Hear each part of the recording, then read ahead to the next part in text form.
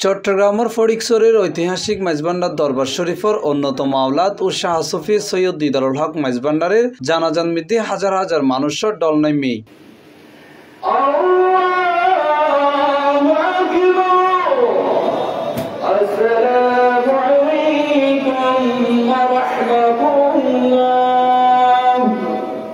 জুলাই 23 তারিখ রাতিয়ে 9:30টার দিকে মেজবান্ডার দরবার শরীফের শাহী ময়দানত তার জানাজার নামাজ অনুষ্ঠিত হই। জানাজা শেষে দরবার শরীফ প্রাঙ্গণত তারে দাফন করা হয়।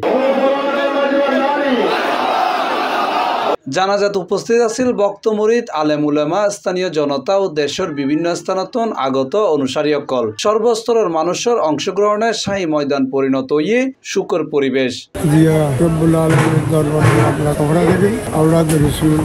মহান গৌসুল আজম শাহ সুফি সৈয়দ আহমদুল্লাহ মেজবান্ডারি রাদিয়াল্লাহু তাআলা আনহু বাগানের উজ্জ্বল সূর্য।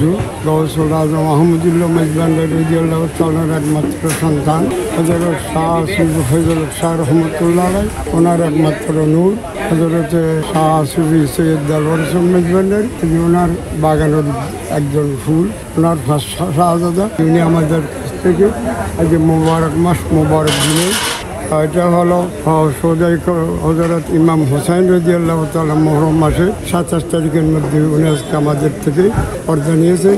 সৈয়দ দিদারুল হক মেজবান্ডারি আছিল গাউসিয়া আহমদিয়া মঞ্জিলর সাজ্জাদান চিন এবং মেজবান্ডার তরিকতর একজন সম্মানিত ব্যক্তি। তরিকতর মহান আদর্শ প্রচার ও শিক্ষা বিস্তারে তিনি আজীবন নিরলসভাবে হাজ করে গিয়ে তার ইন্তেকালে দরবার শরীফের বক্তবৃন্দ, স্থানীয় মসজিদ মাদ্রাসা, আঞ্চলিক সংগঠন সহ দেশের বিভিন্ন প্রান্তের অনুসারীসকল গভীর শোক প্রকাশ করছি। সামাজিক যোগাযোগ মাধ্যমত তার মৃত্যুতে শোকের ছায়া নামিয়েছি। হৈলাহি সৈয়দ দিদারুল হক মেজবান্ডারি জুলাই 23 তারিখ বুধবার সকাল 6:30টার দিকে নানা শারীরিক জটিলতায় ইন্তেকাল করছি।